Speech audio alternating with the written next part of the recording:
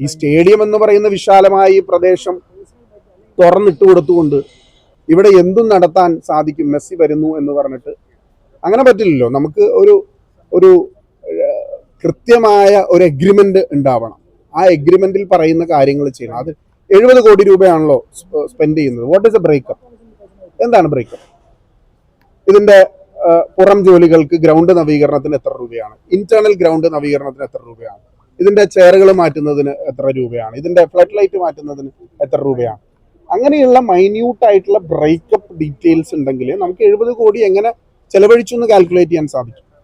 GCDAയുടെ സമ്മതത്തോടു കൂടിയാണോ ഈ 70 കോടി? GCDA അറിയോ ഇതെങ്ങനെയാണ് സ്പെൻഡ് ചെയ്യുന്നത് എന്നുള്ളത്? അപ്പൊ അങ്ങനെ ഒരുപാട് ചോദ്യങ്ങൾ. ഞാൻ നേരത്തെ രാവിലെ പറഞ്ഞൊരു കാര്യമാണ്, ഒരു രാജ്യത്ത് ഒരു ഇന്റർനാഷണൽ ടീം, അർജന്റീനിയൻ ഫുട്ബോൾ അസോസിയേഷന്റെ മെസ്സി അടങ്ങുന്ന ലോകത്തിലെ ഏറ്റവും വലിയ ടീം വരുന്നു. They have a protocol. The protocol is all India football federation അറിയിക്കണം, all India football federation Kerala football association അറിയിക്കണം. അങ്ങനെയുള്ള ഒരു സെറ്റ് ഓഫ് പ്രോട്ടോകോൾസിന്റെ വയലേഷൻ കൂടിയാണ്. അവരാരും അറിഞ്ഞിട്ടില്ല. ഞാൻ നവാസ് മീരാനുമായിട്ട് സംസാരിച്ചതാണ്, കേരള ഫുട്ബോൾ അസോസിയേഷന്റെ പ്രസിഡന്റ്. അവർക്കൊന്നും ഇതിൽ യാതൊരു റോളും ഇല്ല. അപ്പൊ ദുരൂഹതകൾ ഞാൻ നേരത്തെ പറഞ്ഞതുപോലെ അത് ഒരു അകലുന്ന സാഹചര്യമില്ല.